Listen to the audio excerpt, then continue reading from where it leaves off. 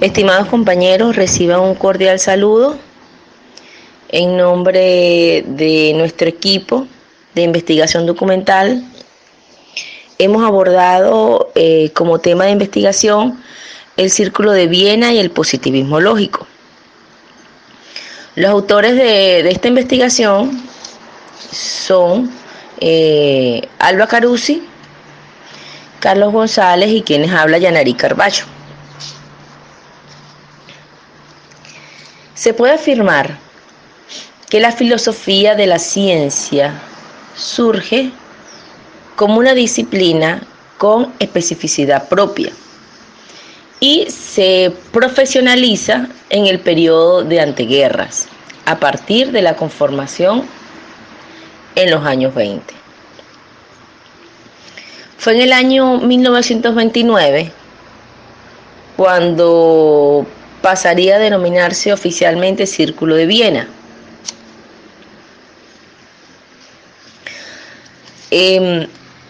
Todo comenzó antes de la Primera Guerra Mundial, cuando un grupo de jóvenes, la mayoría de ellos había estudiado diferentes ramas de las ciencias.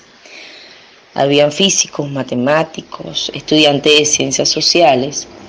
Ellos se reunían en un café en Viena para discutir cuestiones de filosofía de la ciencia y se inspiraban en el positivismo de Ernst Mach. Ernst Mach fue el inspirador de este grupo de jóvenes. Entre estos jóvenes estaba el filósofo Maurice Schlick, quien fue el fundador de este grupo. También estaba Philipp Franz, que fue un graduado en física, Hans Hahn, matemático, y el sociólogo y economista Otto Neurath. Posteriormente, a sugerencia de Herfeld, que era un físico y filósofo, asistente de Schlick, se creó un grupo. Este grupo se reunía los viernes en la noche y las propuestas filosóficas que ellos debatían fueron bautizadas como positivismo o neopositivismo lógico. Y ahí es donde se supone el inicio del Círculo de Viena. Posteriormente a estas reuniones se fueron agregando otros estudiosos de la filosofía, pero se fueron haciendo cada vez más cerradas, las reuniones fueron cada vez más privadas. Entre los que se fueron incorporando en estas reuniones cerradas fueron Rudolf Carnap, físico y filósofo, Viktor Kranz, Friedrich Waismann, y a partir de este año, 1929, ellos comienzan a publicar una serie de monografías y comenzaron a colaborar con la Sociedad Berlinesa de la Filosofía Empírica, cuyos miembros, ahí estaba Hans y Karl, y ellos específicamente, Hans y Karl, se destinaban a realizar conferencias internacionales. Asimismo, Carnap y Reichmann eran otros dos filósofos. Ellos comenzaron paralelamente a hacer publicaciones, a publicar la revista Heinkens. Ellos publicaron esta revista que se traduce a conocimiento y vino a reemplazar a una revista muy tradicional en esos tiempos, que era Annales der Sophie. Y esto fue lo que tuvo una notoria significación en este grupo de investigadores. Por lo tanto, el programa de los neopositivistas profundizaba en temas tan diversos, porque eran estudiosos de diversas áreas. Ellos profundizaban temas sobre la psicología, análisis lógico, sociología positivista.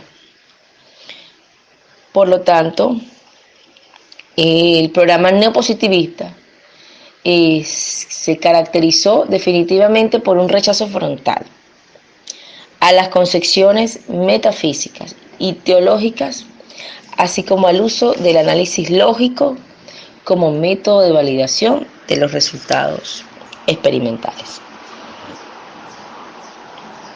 En esta investigación vamos a hacer un paseo por las especificidades del Círculo de Viena y el positivismo lógico.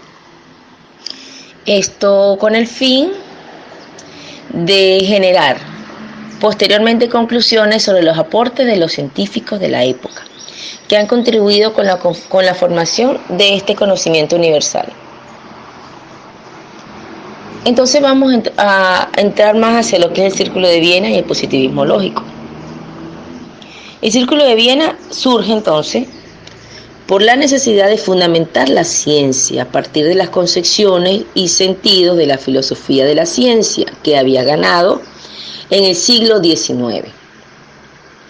Hasta entonces la filosofía estaba destinada a la teoría del conocimiento, pero es a partir de Hegel que se rompe esa relación. El Círculo de Viena se formó por los científicos que, a pesar de actuar en diversos campos como la física, economía y otros, ellos trataban de resolver los problemas de la fundación de la ciencia, los problemas derivados del descontento con el neocantiano y los fenomenólogos. Por lo tanto, para su fundador Schlick, se trataba de formular un criterio de científico en el que se podría haber una correspondencia con la naturaleza. Es por esto que el Círculo de Viena adoptó una forma de empirismo inductivo. Este círculo utilizaba herramientas de análisis como la lógica y las matemáticas para ayudar en la formación de los enunciados científicos. Para los investigadores del Círculo de Viena, los enunciados científicos deben tener una confirmación o verificación basada en la observación o la experimentación. Vamos ahora a hacer un paseo sobre aquellas corrientes filosóficas del siglo XIX que precedieron a la formación del Círculo de Viena, también llamado positivismo lógico. Entonces vamos a comenzar. Nosotros nos estamos apoyando en estos preliminares históricos, los aportes del autor Padrón en el año 1992, y también estamos tomando algunas orientaciones dadas por Bedford en 1994. En el siglo XIX, precisamente ese año, en ese siglo, antes de la conformación de este Círculo de Viena, fue el gran escenario del debate entre el discurso ambiguo y el discurso exacto, entre el dogma y la crítica, entre lo metafísico y lo físico, y en fin, entre la especulación y la ciencia. En este siglo se aceleraban los descubrimientos generadores de tecnología.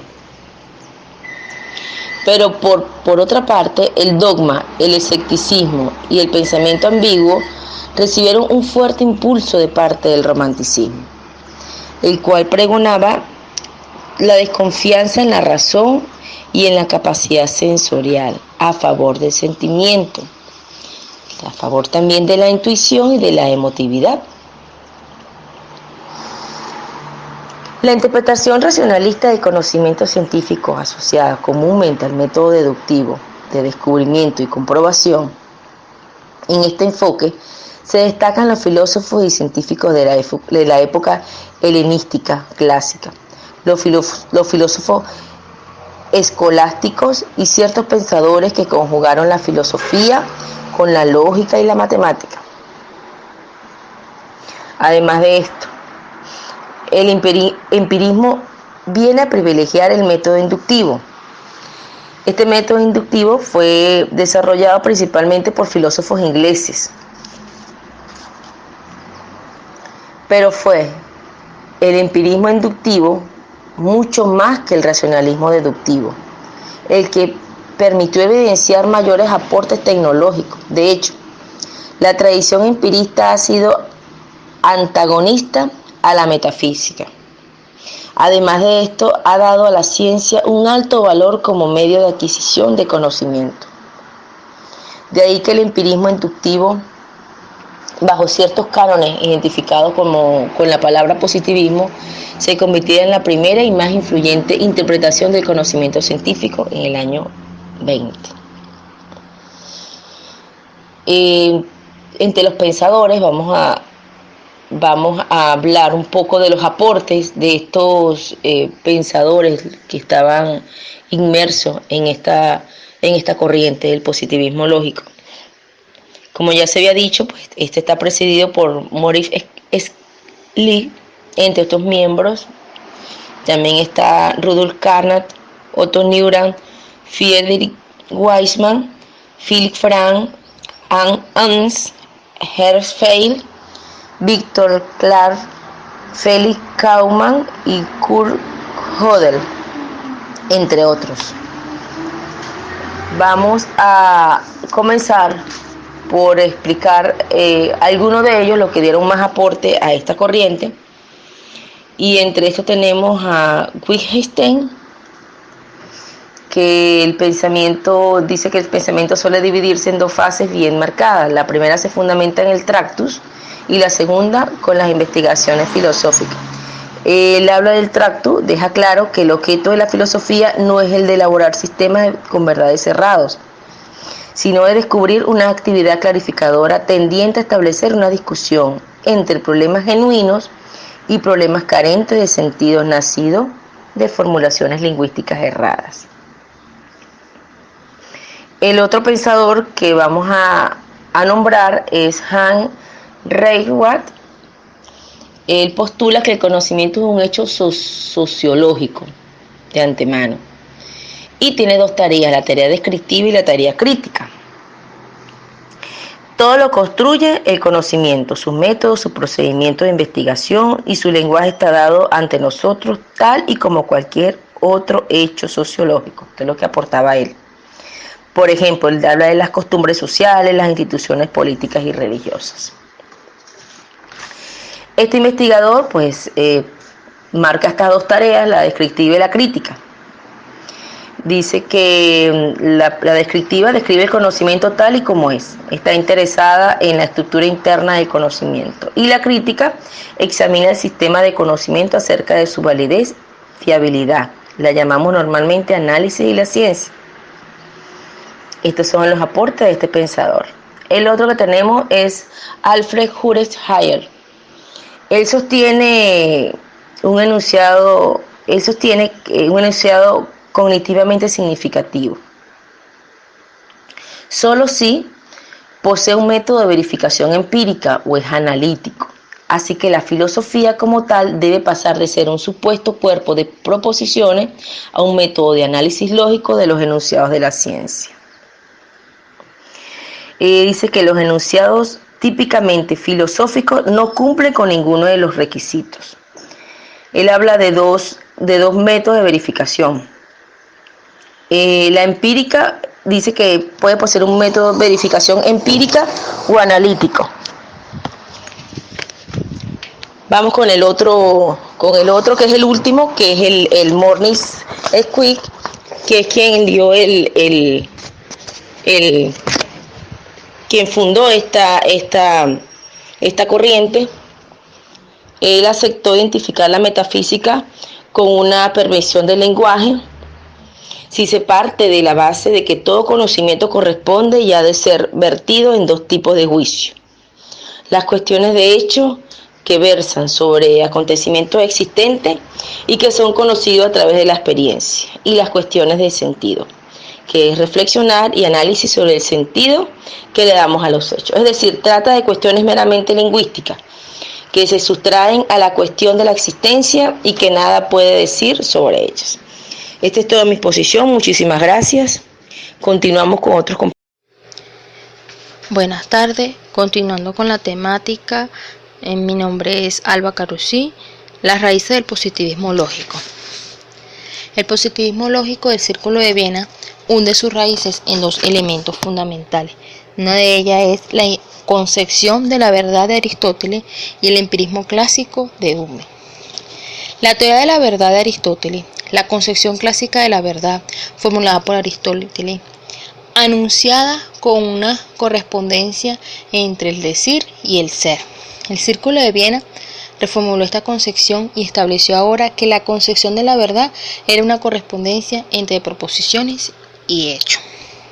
De igual manera, el empirismo, la tesis fundamental de todo empirismo, es que la única fuente de conocimiento es la experiencia sensible.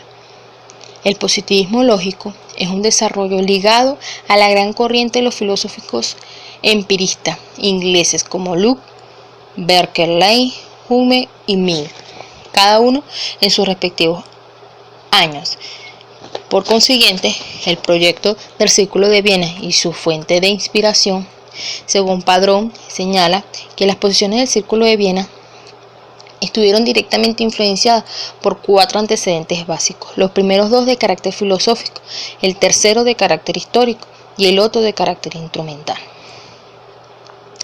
En primer lugar, el empirismo criticismo del físico Marx, con fuertes implicaciones neopositivistas, el cual solo reconocía como datos valiosos del conocimiento aquellos elementos ubicados en la experiencia y muchas veces traducidos en señales de captación sensorial, excluyendo todo enunciado a priori y todo juicio que no pudiera ser confrontado con todos los datos sensoriales.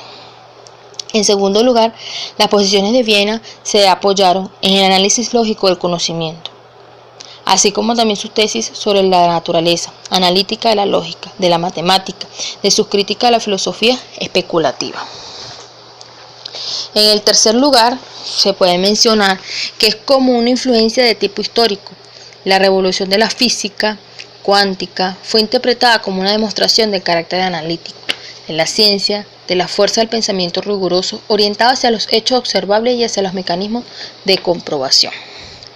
En un cuarto lugar, como antecedente de carácter instrumental, las herramientas de la lógica matemática, consolidada unos 20 años antes en lo que la parte del principio de la matemática y profundizada por los lógicos políticos del trabajo.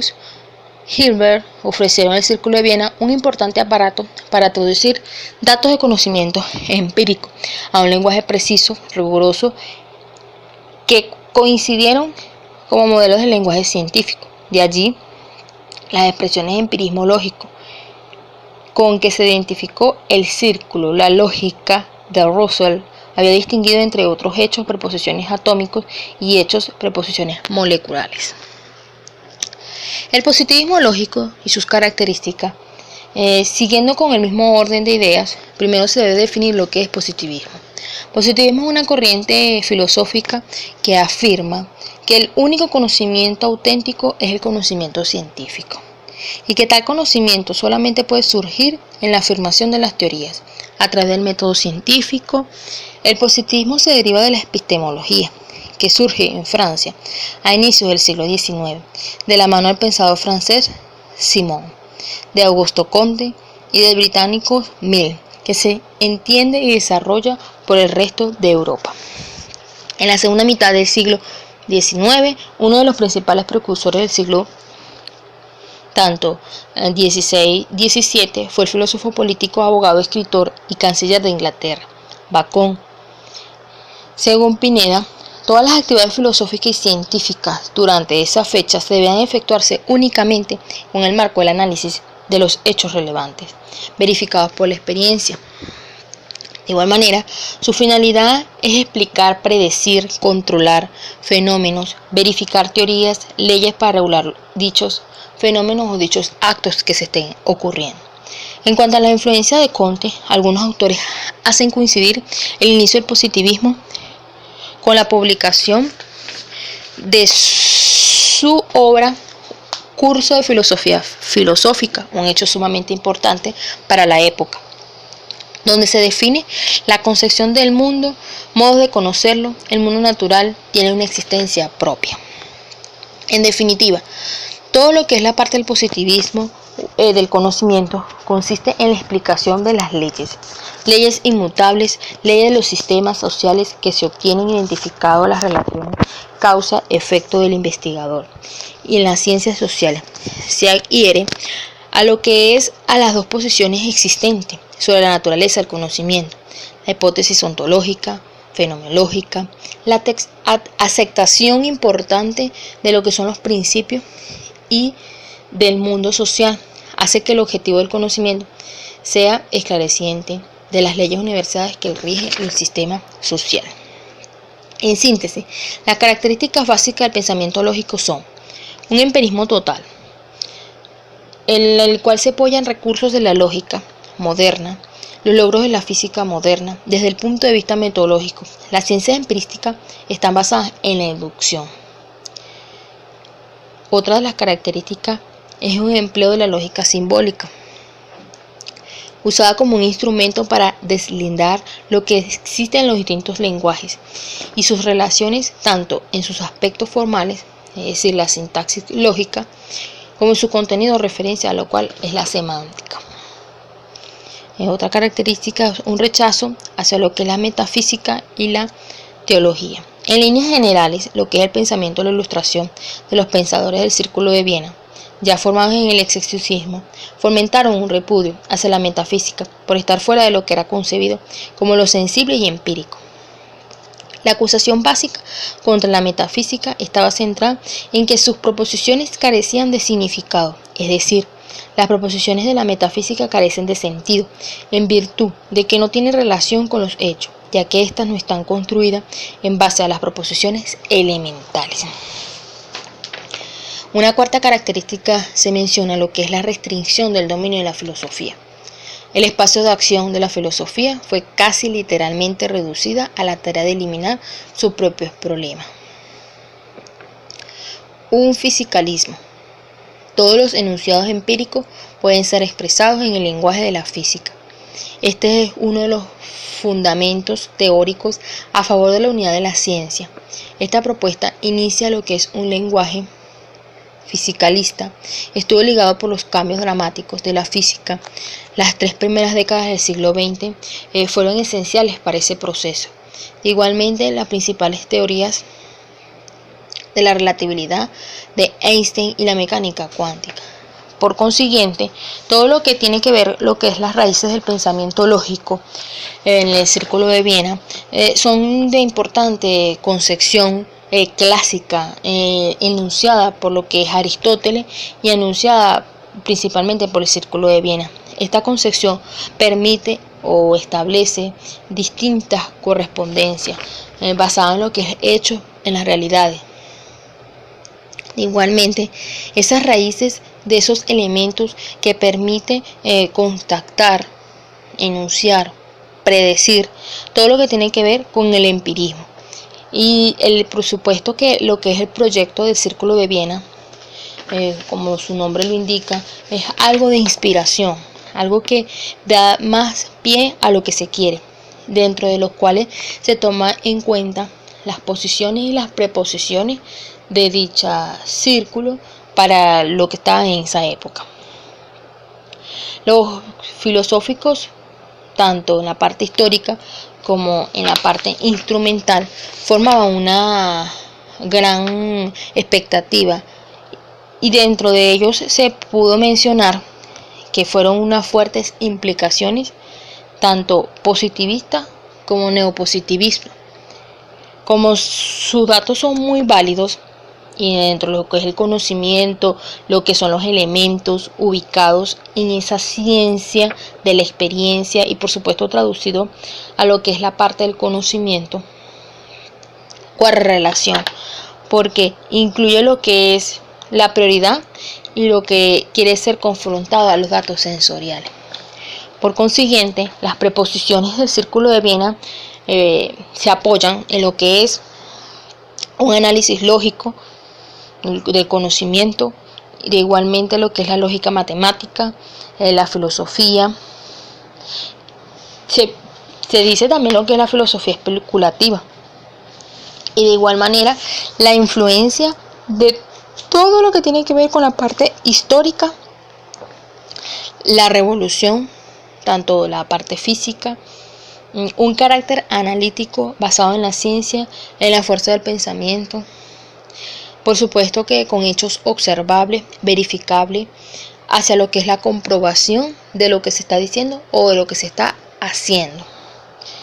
El positivismo guarda una estrecha relación con lo que son las raíces filosóficas, porque, como su nombre lo indica, forma parte de la corriente filosófica, donde el conocimiento es algo auténtico, es algo científico, solamente puede surgir en lo que es una afirmación de las teorías,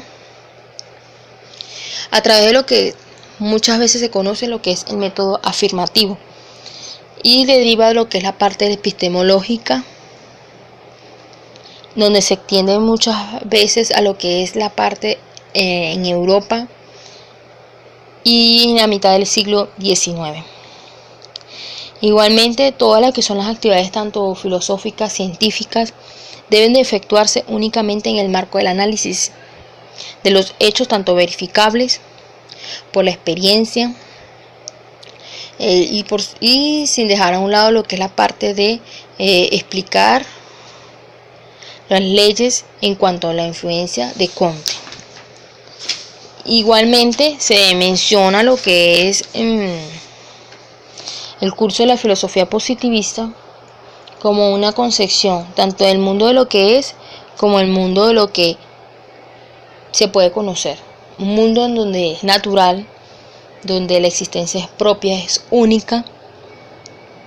En definitiva, todo lo que guarda relación con lo que es las leyes, el sistema sociable, las relaciones de causa-efecto, y tomando en cuenta lo que es el investigador, esas ciencias sociales se adhieren a distintas hipótesis, principios que determinan lo que es el mundo real, un objetivo de conocimiento, sea para el esclarecimiento de las leyes universitarias y, por supuesto, lo que rigen la parte social y sistema social.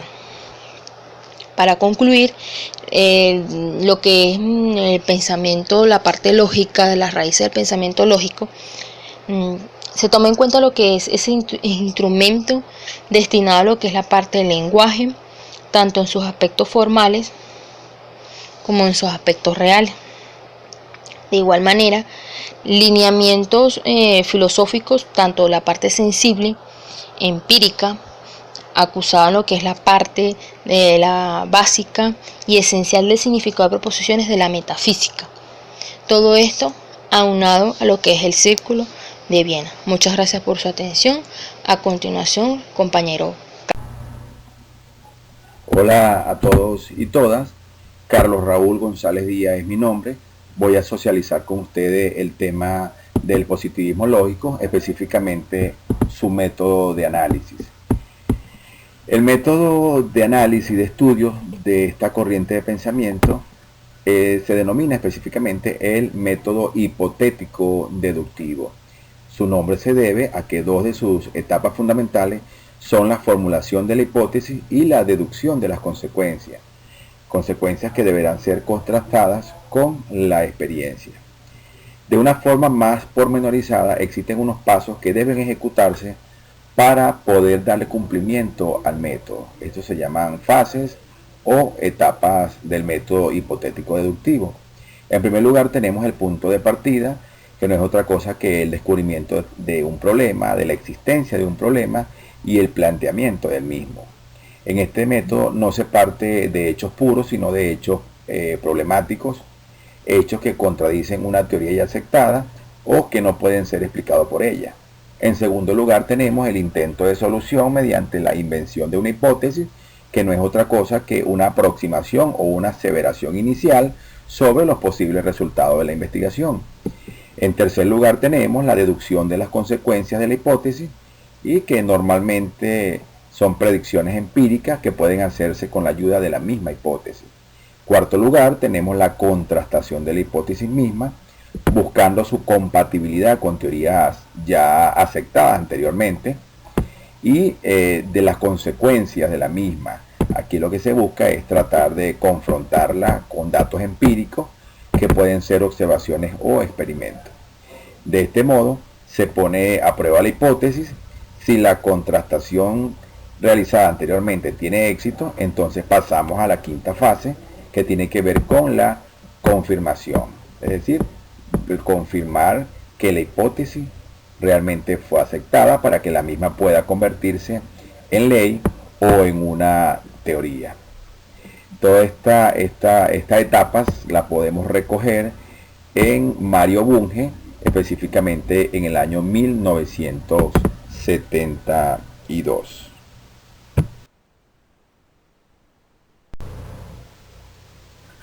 Seguidamente tenemos las etapas del positivismo lógico y según muchísimos autores coinciden, por supuesto, que a través de la historia y la vigencia de ese positivismo lógico del Círculo de Viena se caracterizó por dos fases.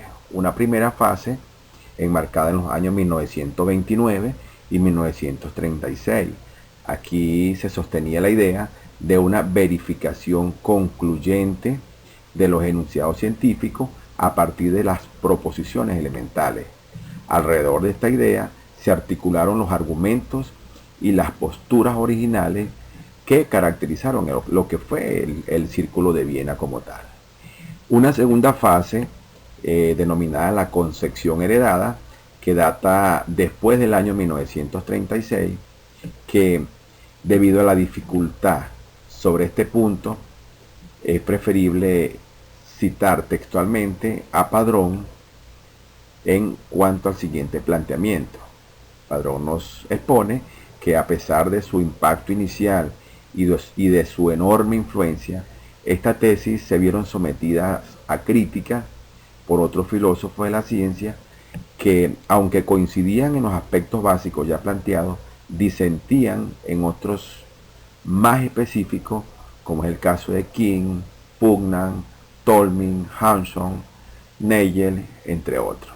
Los mismos integrantes del Círculo de Viena fueron haciendo revisiones y rectificaciones propias, como fue el caso de Carnot, especialmente Hempel y otros autores o científicos. De estas críticas y revisiones nació lo que se denomina una interpretación ulterior del conocimiento científico que respetaba las bases del Círculo de Viena. Es decir, se mantiene la base generada por el Círculo de Viena, pero le estamos agregando aquella fase en esa fase de revisión lo que tiene que ver con la interpretación de los hechos de la teoría. Y considerando que siempre se imponen modificaciones y correcciones de interés, puesto que el mismo método mantiene la tesis de la flexibilidad en cuanto al montaje y desmontaje de conocimiento. En esencia, se abandonó lo que denominábamos el empirismo ingenuo implícito en las tesis iniciales, se reajustó el concepto de las reglas de correspondencia entre los famosos planos teóricos y observacional, y volviendo a Whewell, quien casi un siglo antes sostenía la relatividad de la distinción teórico-empírica, advirtiendo que nuestras percepciones envuelven nuestras ideas, lo cual Hanson parafraseó para decir que toda observación está cargada de teoría. Se hizo más flexible el concepto de reducción de unas teorías a otras y se amplió el modelo de las teorías científicas para dar cabida a otras opciones válidas. Todas estas revisiones y ajustes conformaron diferente interpretación que se divulgó bajo el término de receiver view o concepción heredada.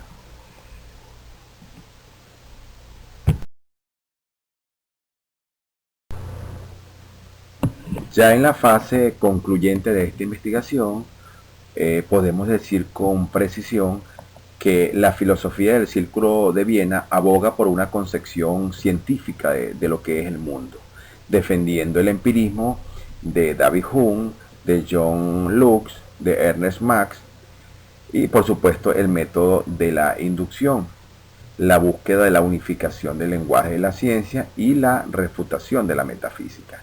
Esta filosofía es una forma de empirismo y una forma de positivismo conocida con los nombres de positivismo lógico, neopositivismo, empirismo lógico o neoempirismo, aunque los miembros del Círculo de Viena preferían llamarle empirismo consecuente.